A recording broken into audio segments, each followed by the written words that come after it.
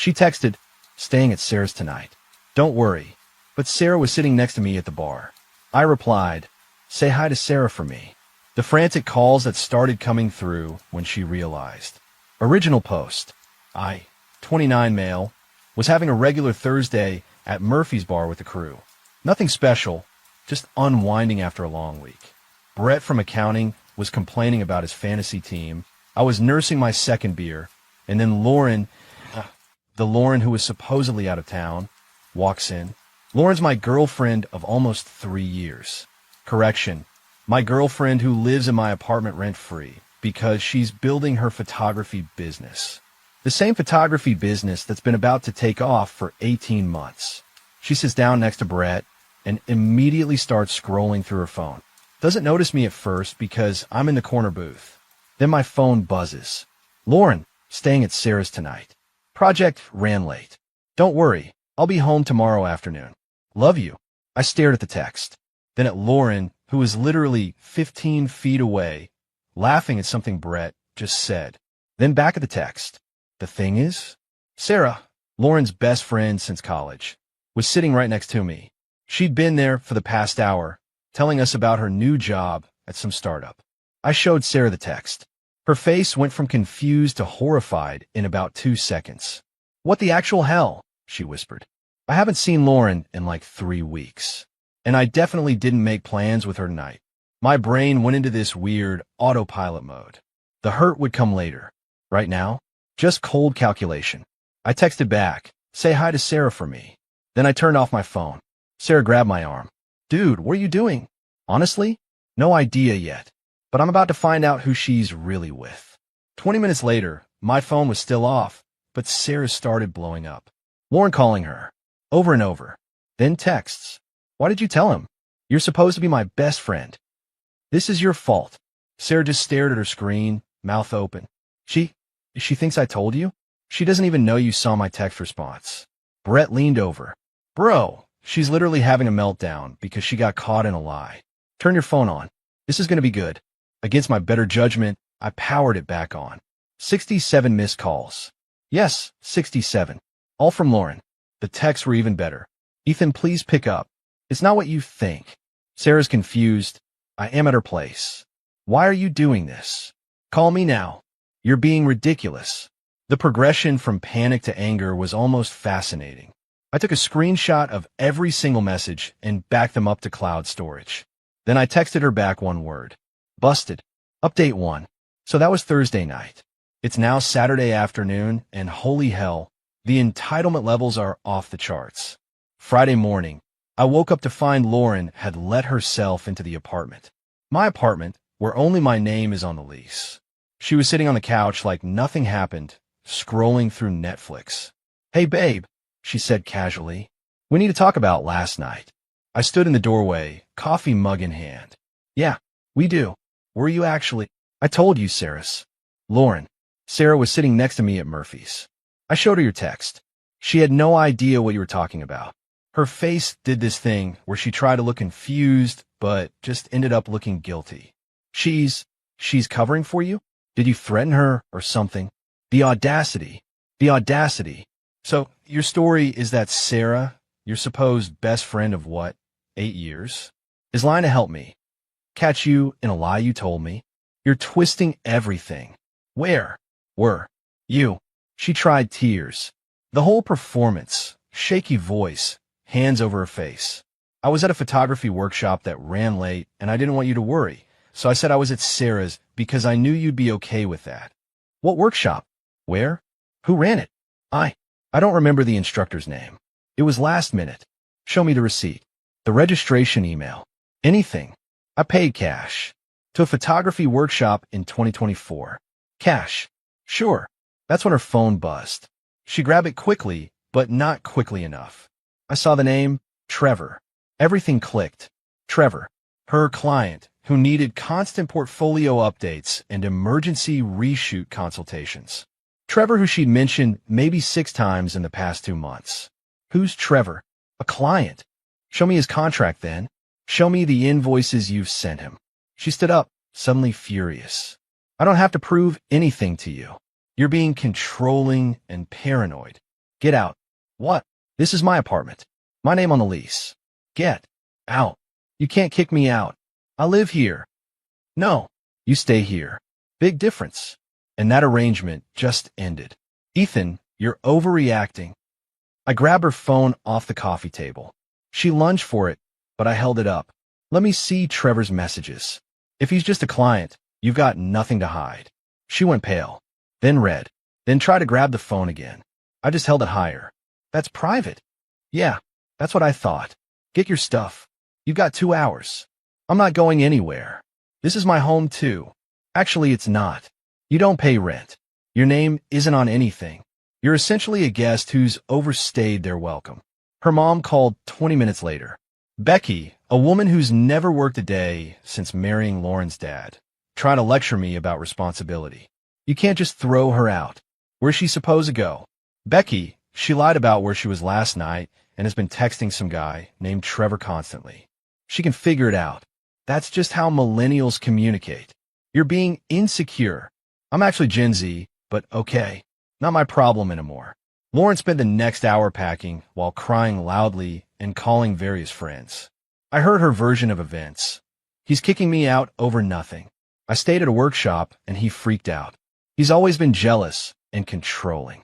No mention of the Sarah text. No mention of Trevor. Funny how that works. She left around 2 p.m. with 3 suitcases and her camera equipment. Slammed the door hard enough that my neighbor texted asking if everything was okay. Then started phase 2, the negotiation texts. I left my favorite blanket. Can I come get it? Need my mail forwarded. We should talk about this like adults. You're really going to throw away 3 years over a misunderstanding? I responded to exactly one. The blanket will be in the building lobby by 6 p.m. Have someone else pick it up. Don't contact me again. Got a call from Trevor that night. Yes, Trevor himself. Hey man, I think we should talk. About what? How you been hooking up with my girlfriend? It's not like that. We're friends. Lauren said you two were basically over anyway. Oh, that's interesting. Did she now? When did she say that? Like, a month ago? Weird, because a month ago we were planning a trip together. But sure, basically over. You can have her, man. Good luck. I'm not trying to. Hung up. Blocked the number. Update 2. It's been 2 weeks and Lauren's entitlement has reached truly impressive levels. Like Olympic worthy. First came the financial awakening. Turns out when you don't pay rent or utilities for 3 years, moving out is expensive. Who knew? She started with the mutual friends.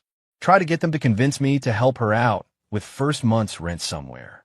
Because apparently I OWE her that.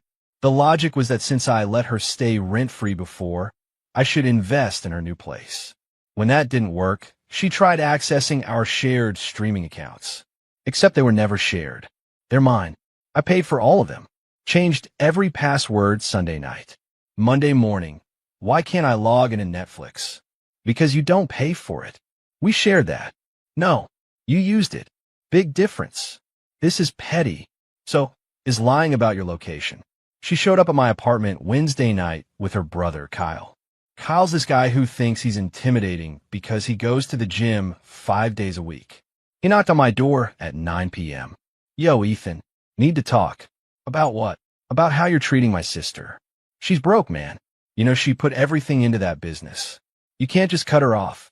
Kyle, she lied to me, cheated on me, and expected to keep living rent-free in MY apartment. What exactly should I be doing differently?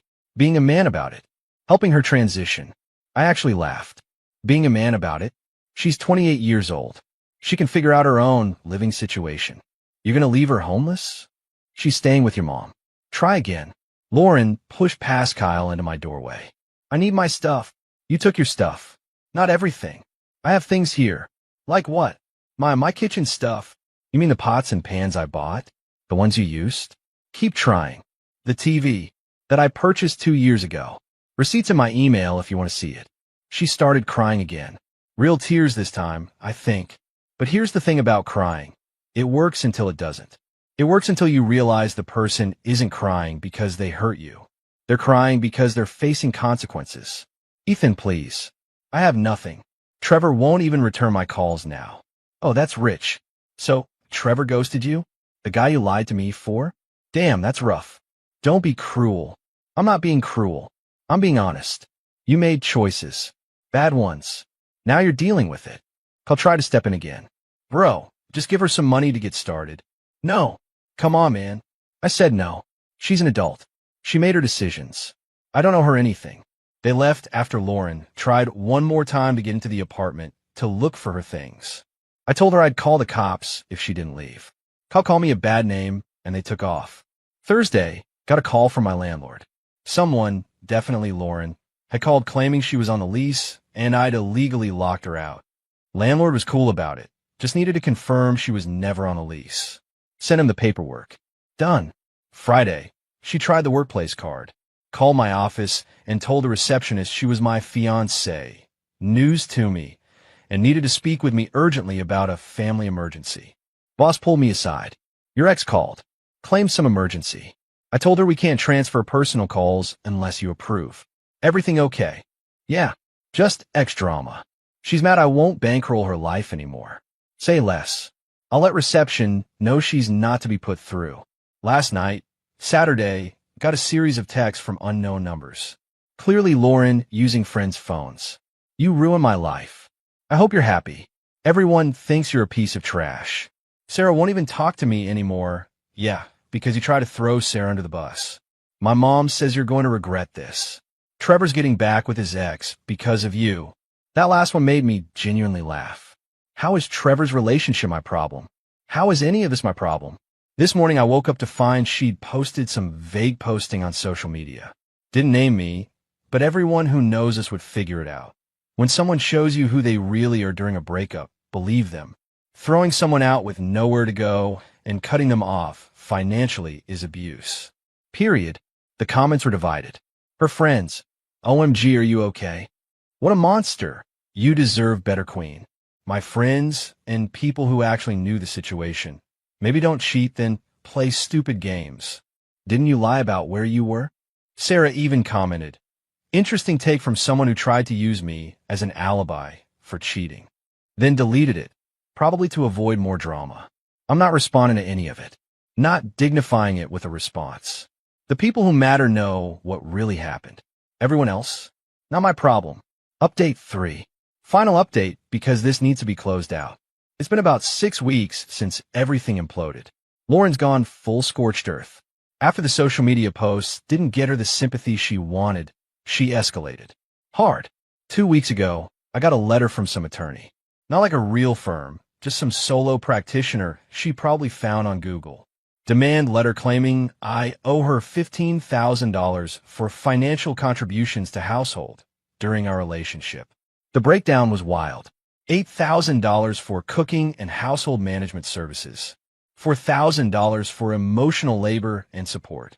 $3,000 for career sacrifices to support my growth. I literally laughed out loud in the parking lot reading it. Sent it to my cousin Derek, who's an actual attorney. He called me 20 minutes later, also laughing. This is the dumbest thing I've ever read. She's trying to charge you for being a girlfriend. What career sacrifices? Her photography business that never made money.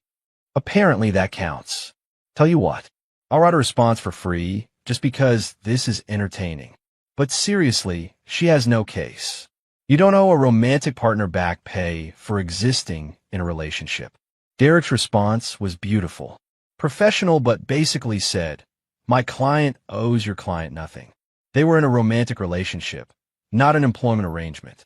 Any financial support provided was a gift, not a loan. If your client pursues this matter, my client will countersue for 3 years of back rent at market rate, plus utilities. We estimate this amount to be approximately $54,000. Please advise if your client wishes to proceed. Never heard from that lawyer again. But Lauren wasn't done. She started showing up places. Not at my apartment. I think Kyle finally convinced her that was a bad idea, but places she knew I'd be. The coffee shop near my office. The grocery store I always go to. The bar where this whole thing started. Each time, same script. We need to talk. You owe me closure. This isn't fair. I just walked away every time. Didn't engage. Let her look unhinged to everyone watching. Last week was the final straw. She somehow got my new girlfriend's number. Yeah, I started seeing someone. Vanessa works in the tech industry, has her life together. We met at a work mixer, hit it off, been taking it slow. Lauren sent Vanessa a series of texts. He's going to do the same thing to you. He's controlling and abusive. He threw me out with nothing. Just warning you what you're getting into. Vanessa forwarded them all to me with, "Your ex seems stable." I finally broke my silence. Sent Lauren one text. "Contact me or anyone in my life again, and I'm filing for a restraining order. I have documentation of everything. This is your only warning." That was 4 days ago. Silence since. Got coffee with Sarah last week. First time we'd really talked since that. Night at Murphy's. She looked exhausted. "Lauren called me 30 times the first week," she said, screaming about how I betrayed her, how I should have lied for her, how I destroyed her relationship. "I'm sorry you got dragged into this." "Don't be. I should have seen it coming." She'd been weird about Trevor for months. I asked her about it once, and she bit my head off. Said I was being judgmental. So she was definitely with him that night. "Oh, absolutely." She told me later, before she realized you were serious about the breakup, that Trevor had gotten them a hotel room. She thought it was romantic. Thought she could juggle both of you. Did she think I'd never find out? Sarah shrugged. "I think she thought you'd never leave. That you'd always be there to pay for everything while she did whatever she wanted. The entitlement is honestly impressive. Her mom's the same way. Becky's been calling me too, try to convince me to talk to you. Says you're being cruel. That Lauren's suffering. She made her choices. That's why I told Becky. She didn't like it. As for where Lauren is now, heard through the grapevine, and by grapevine, I mean Kyle's girlfriend who still follows me on Instagram, that she's living with Becky full-time. The photography business is on hold. She got a part-time job at some retail store, but complains about it constantly. Trevor? Gone. Apparently once he realized Lauren wasn't the low-maintenance side piece he thought she was, he bailed. Blocked her on everything. She tried to show up at his place once, and he threatened to call the cops. The mutual friends have mostly chosen sides at this point. Some stuck with her, believe her version where I'm the villain. That's fine. They're welcome to deal with her drama. The friends who matter, who actually knew both of us, are still around. Vanessa thinks the whole story is insane. She really thought she could just lie and you'd never figure it out? She thought I was too comfortable to ever leave. That I'd rather stay in a bad relationship than start over. That's depressing. It was. But I'm good now. Better, actually. And I am. The apartment's quieter, cleaner, cheaper. Honestly, now that I'm not subsidizing someone else's life. I've been sleeping better, eating better, working out consistently for the first time in years. There's no dramatic finale here. No moment where Lauren realizes her mistakes and apologizes. No redemption arc. She's still out there, probably telling people I'm terrible, probably blaming everyone but herself. That text, though, "Say hi to Sarah for me," still makes me smile. For words that unraveled 3 years of lies in real time. Watching her panic when she realized she'd been caught. The frantic calls. The escalating desperation. People always say, trust your gut. My gut knew something was off for weeks. I just didn't want to believe it. But that night at Murphy's, when I saw that text, and Sarah was right there. Crystal clear. So yeah, she stayed at Sarah's that night. And it destroyed everything she thought she had lost.